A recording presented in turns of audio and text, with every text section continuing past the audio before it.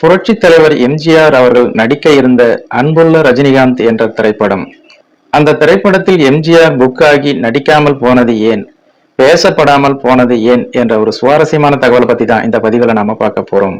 வாங்க பதிவிற்குள் போகலாம்.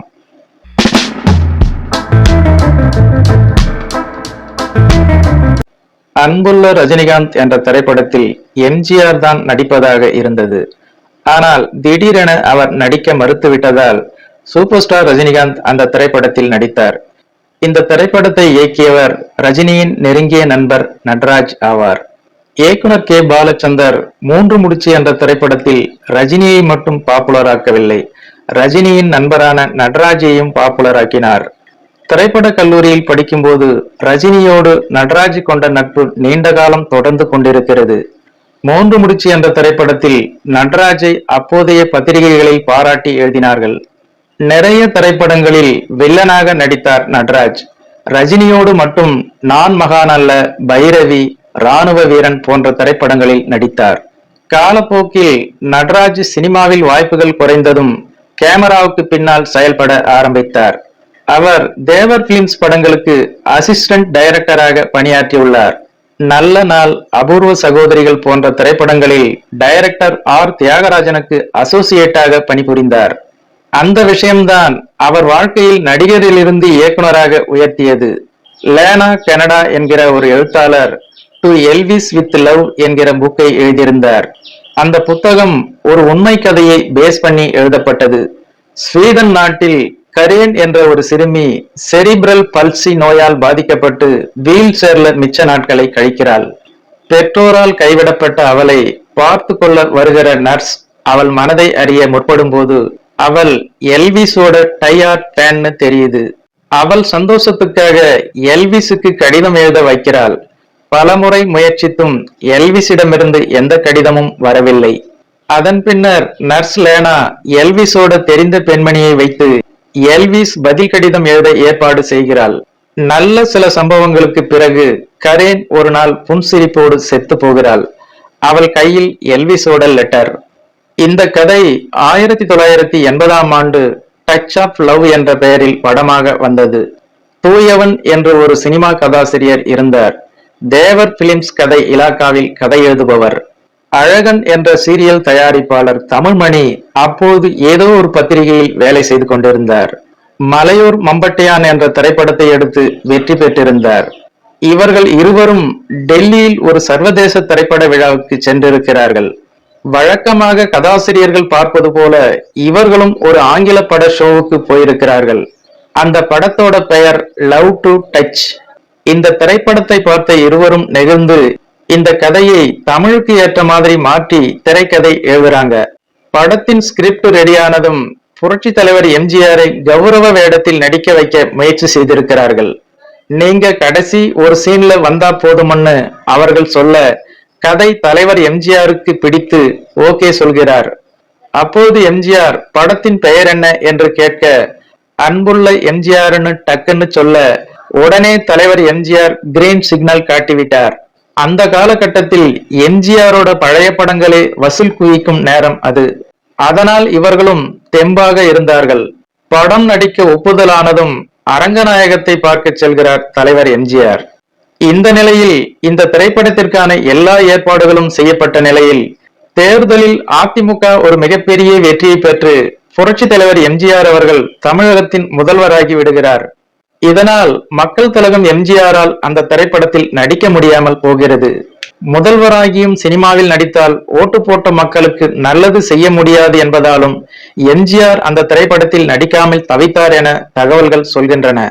அப்போது எதேர்ச்சியாக ஒரு நாள் நட்ராஜிடம் ஒரு கதை இருக்கு, ரஜினி கால்ஷீட் முடியுமான்னு கேட்க தன் நண்பருக்காக ரஜினி கதை கேட்கிறார்.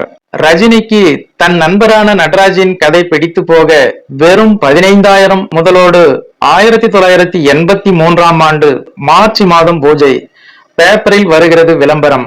அன்புள்ள ரஜினிகாந்த் படத்தில் வரும் ஒரு காட்சியில் நமது வீட்டிலேயே எடுக்கலாம்னு லதா ரஜினிகாந்த் சொல்ல ரஜினிகாந்தின் வீட்டை நீங்கள் இந்த படத்தில் பார்க்கலாம். ஒரு ஓரங்க நாடகத்துக்கு ரஜினியே பேசி பாக்யராஜையும் நடிக்க வைத்திருக்கிறார்.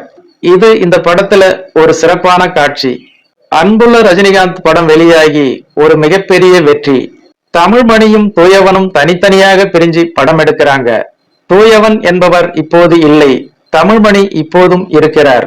பெண்கள் ரொம்ப ரசித்த படம் இது. நடிகை மீனாவுக்கு ஒரு நல்ல பெயர் வாங்கி தந்த படம் இதுதான்.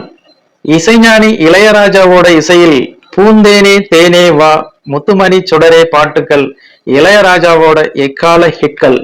இந்த திரைப்படத்தில் இடம்பெற்ற கடவுள் உள்ளமே என்ற பாடல் லதா ரஜினிகாந்த் அவர்கள் பாடிய பாடலாகும். இந்த திரைப்படத்தில் ரஜினிகாந்த் அவர்கள் தன்னோட ஸ்டைலை எல்லாம் பண்ணி காட்டுவார். ஒரே ஒரு வாரம் மட்டும் கால்ஷீட் தந்து ரஜினிகாந்த் நடித்த படம் இது. அம்பிகா, மணிமாலா, ராஜ்குமார் மெயின் கேரக்டர்கள். மொத்த பட்ஜெட் 23 லட்சம் மட்டுமே. நடிகராக இருந்த ரஜினியின் நண்பர் நாகராஜ் இந்த திரைப்படத்தின் மூலம் இயக்குனராகிறார். இதனைத் தொடர்ந்து தேவர் பிலிம்ஸ் அவருக்கு அடுத்த படம் கொடுத்தது. சுரேஷ் ரேவதி நடித்து குறைந்த பட்ஜெட்டில் எடுக்கப்பட்ட படம் செல்வி. இந்த திரைப்படம் வெற்றி பெற நட்ராஜ் இயக்குனராக பேசப்படுகிறார். அதே வருடம் 2 மனம் படம், தென்றலே என்னை தொடு என்ற இந்த திரைப்படங்கள் மிகப்பெரிய அளவில் ஹிட் ஆனதும் ஜெயஸ்ரீ நடித்த 2வது படம் ஹிட் ஆகவில்லை. நடிகர் கவுண்டமணி பீக் நடிகராகி விடுகிறார். நடிகர் கவுண்டமணி வந்தாலே படம் ஹிட் ஆகிவிடும். அப்படித்தான் கவுண்டமணி கதாநாயகனாகி விடுகிறார். அவருடைய நல்ல நேரத்திற்கு கவுண்டமணி கதாநாயகனாக நடித்த முதல் திரைப்படம் ஒரு மெகா ஹிட். அந்த திரைப்படத்தை எடுத்ததும் தேவர் பிலிம்ஸ் தான். பிறந்தேன் வளர்ந்தேன் என்கின்ற அப்படம் ஹிட்டாக கவுண்டமணி நட்ராஜுக்கு கால்ஷீட் கொடுக்க நட்ராஜ் இயக்கிய படம்தான் தலையாட்டி பொம்மைகள். தூயவனும் பஞ்சு அருணாச்சலமும் தயாரிக்க கவுண்டமணி, இளவரசி, கல்பனா நடிக்க தலையாட்டி பொம்மைகள் அவ்வளவாக ஓடவில்லை. மறுபடியும் தேவர் பிலிம்ஸ் இம்முறை செல்லக்குட்டி என்ற படம், அதுவும் அவரை கவிழ்க்க, அதோடு இயக்குனர் பதவியில் இருந்து ஒதுங்கி ரஜினியோடு இருக்க தொடங்குகிறார் நட்ராஜ். ரஜினியின் ராகவேந்திரா மண்டப பொறுப்பாளராக நட்ராஜ் இருந்தார் என சொல்லப்படுகிறது. சூப்பர் ஸ்டார் ரஜினிகாந்த் ஒரு நாள் நண்பர்களை அழைத்து, நாம் நம் நண்பர்களுக்காக ஒரு படம் தயாரிக்கலாம் என நினைக்கிறேன், கதை என்னிடம் இருக்கிறது, நட்ராஜ் தான் இயக்குனர் என சொல்ல வேலைகள் தொடங்குகிறது. ரஜினிகாந்தை கட்டாயப்படுத்தி ஒரு ரோலில் நடிக்க வைக்கிறார் நட்ராஜ். நண்பர்கள் எல்லோருக்கும் ஒரு ரோல் தரப்படுகிறது. பாரதி ராஜா நடிக்க தேர்ந்தெடுத்திருந்த பிரியாராமனை நடிக்க வைக்கிறார் நட்ராஜ். இசைஞானி இளையராஜாவின் இசையில் பாடல்கள் அனைத்தும் ஹிட்டாக வள்ளி என்ற திரைப்படம் வெற்றி பெறுகிறது.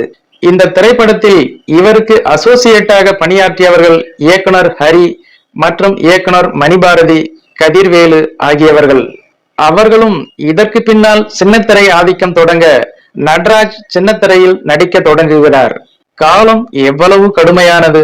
ஒரு மனிதன் பல வகை முயற்சிகளில் போராடியும் அவருக்கான உண்மையான உழைப்புக்கேற்ற வெற்றி அவருக்கு கிடைத்து விடுவதில்லை. நட்ராஜ் என்ற நடிகன் இயக்குனரை விட நம் மனதில் நிறைந்து நிற்கிறார்.